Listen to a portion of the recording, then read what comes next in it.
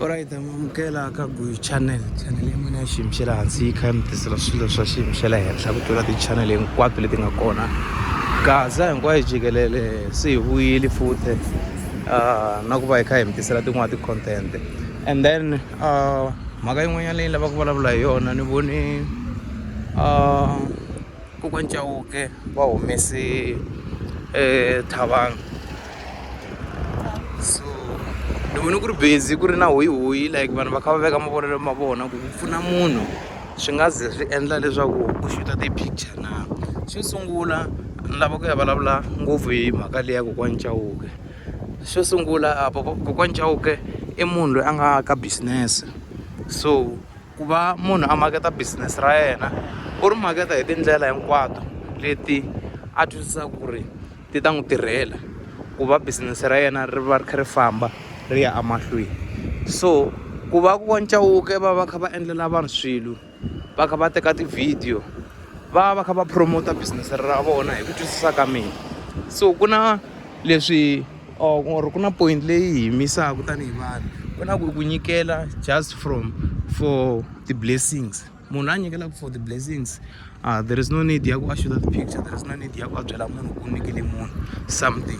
Mara munhu la a nyikelaka for the sake of business, la ku vanhu va swi tiva ku ku na mani u xavisa swilo swo karhi va kota ku n'wi sapota. U boheka ku va kha a xuta a va kha a posta ku endlela ku vanhu va kota ku swi vona ku munhu lowani i munhu wa kahle ku for hi nga n'wi sapota ni le ka swilo swo karhi. I munhu loyi a nga reliable because i munhu loyi a pfunaka na vanhu. So vanhu va swi teka hi sayiti ra ti-blessings ntsena. And xo sungula a mina a ni tivi situation ya Thabang, no vona ku ri munhu loyi a nga ku trendeni by that time.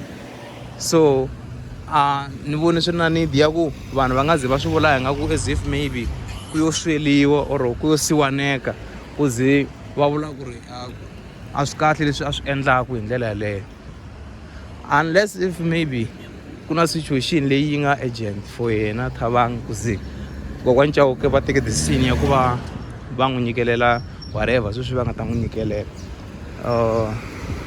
A ni swi tivi hambi swi ta twala kahle by the way cause ma swi vona ku ni le ku fambeni, mara i mhaka leyi a ni lava ku hi vulavula ngopfu yona ya kokwana Chauke ku va va ri ku nyikeleleni ka vanhu hi ndlela yaleyo. Cause ni vona vanhu va ri busy no veka swisolo ku ri a swi nga fiti ku va xutiwa ti-photo n'wana wa vanhu this and this, a swi nga fiti what. So but for the sake of business me ni twi nga ku i swilo leswi nga kahle. And loko ku ri hi ku a ku ri swilo leswi ka swi nga ri kahle, family maybe a yi ta va yi nga swi approve-angi ku xuta ti-video. Ni twa hi nga ku ko complain-a ngopfu hina vanhu and then family yi right hi ndlela yaleyo because yi va yi nyikeleliwini yi xaveriwini mpahla and everything. Subscribe loko ku va a wu nga se subscribe. Danko.